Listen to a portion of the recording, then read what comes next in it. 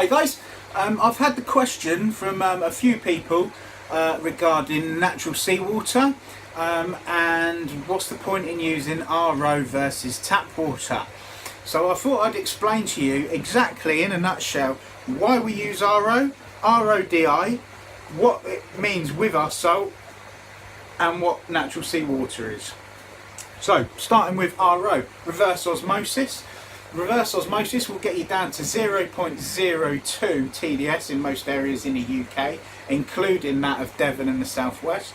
So what I'm saying is RO is a drinking water. People use it as drinking water systems, gets rid of minerals, things like limescale, fluorides, all different things like that. DI, so an RODI unit, is reverse osmosis deionization. Now, an RO unit on its own without a DI vessel will only get your TDS down to 0.02. This meaning you have still got ions in your system. Now, things like mangroves, chaetomorphia, green hair algae, maiden's algae, all of these algae will require iron to grow. Now, iron in your system will be in the form of ferritin. Ferritin is also a product that I sell here, which I actually use for the mangroves to get them growing more vibrantly and more rapidly. But so yeah, basically a 0.00 TDS requires a DI resin chamber, which means you have then created a liquid. Now, it's no longer water, so you can't say it's RODI water, it's actually a liquid of zero matter.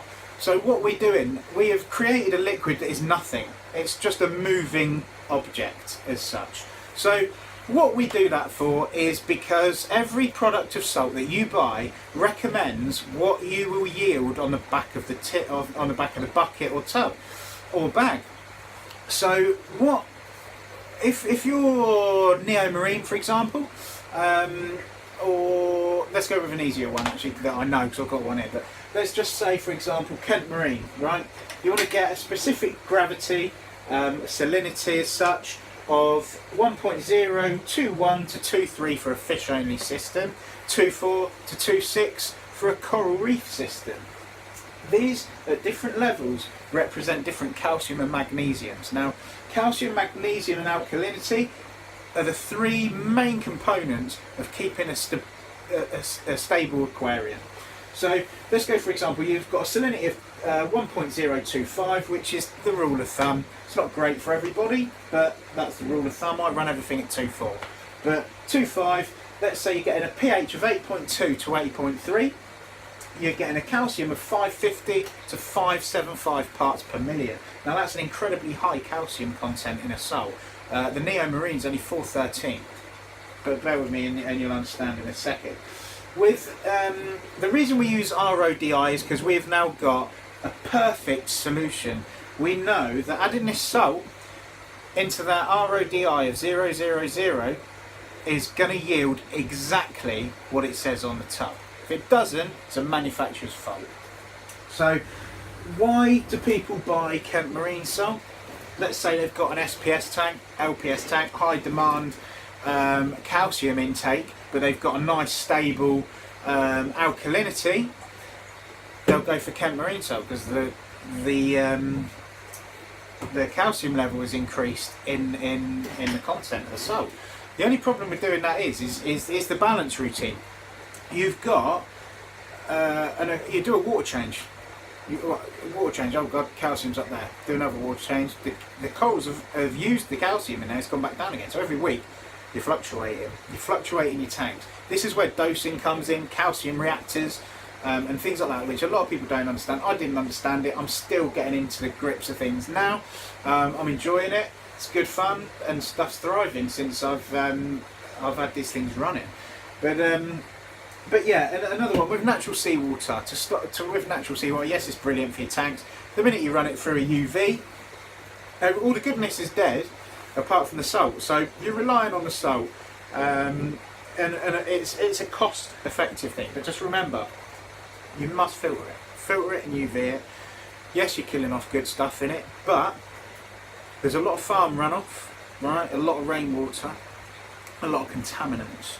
And also in the summer, peak season, you have hydroid blooms, so jellyfish spores everywhere.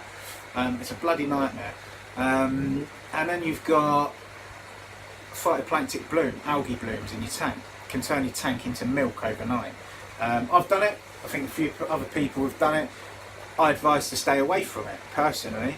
As long as if you filter it, you're fine, you're absolutely fine. But it seems a lot of aggro to go through when an RO unit is relatively, there's some really good RO units out there at the moment. Via 130 quid, all singing, all dancing, 5-stage unit, 150 quid investment, yet you'll go and spend £150 on a coral, but you won't buy the RO unit, you'll just go to your store and buy the RO water. It's a bit, I supply RO water, and I'm happy that my customers support me using our RO water. They have high success rates with it, but in my personal opinion, you save your money on that coral, that impulse buy. When you come in the store and you see those A cans, you see those candy cans, yeah, they're lovely and shiny, and I want to sell them. I really want to sell them, I'm trying to do business. But stop and think, get yourself that RO unit, save yourself all that money, because then all that money you can save and you can come and buy more corals, and that'll make me really happy. But that's just explaining. That's why we use RO water. RO on its own is not 100% pure. You need resin, deionation to happen for it to yield exactly what is said on the tin. If you're using RO only and you're getting it at 0.02, in fact you still have ions in there, you've still got ferric acid, you've still got high elevated content of strontium, you've got ferrion, and even, I think, I'm thinking of something different. I was thinking ferrion contains fluoride, but it doesn't. It's another compound. But that's why we do it. So hopefully this video has been helpful. I've been really quiet today. I had one customer, which is very unusual for a Saturday. Not quite sure why, but there's plenty of stock in. I'll just give you a quick. How do you turn this video around? How do I turn it around? That one? No, let's take a picture of yourself. I don't know. I'll turn this round, just have a quick browse. Got some lovely zoas in.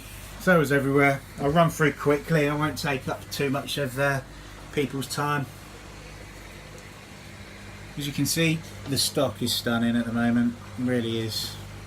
Got some nice tube anemones on offer. I've got 20% off on these today. Wasn't expecting them to be gone. Can't believe it, I've sold one. That tang, beautiful. Unusual, you won't see them anywhere else. The cordias there, and these yummers at the moment are absolutely incredible. Really stunning mushrooms, and as always we've always got the clowns. So there you go, guys. Hope this video has been helpful. See you soon.